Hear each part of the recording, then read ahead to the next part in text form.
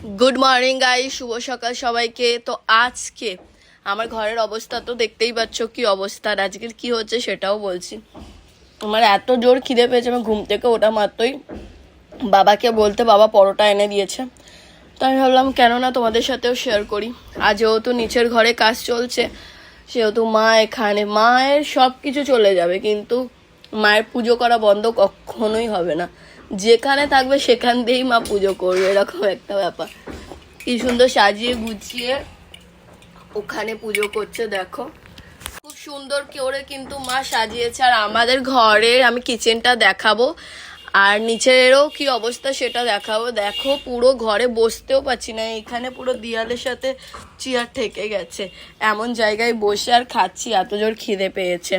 দেখো মা কি সুন্দর সাজিয়েছে, সাজিয়ে গুজিয়ে পুজো করছে। এবার পুজো কমপ্লিট করে নিলে তারপর ঘরের কাজে হাত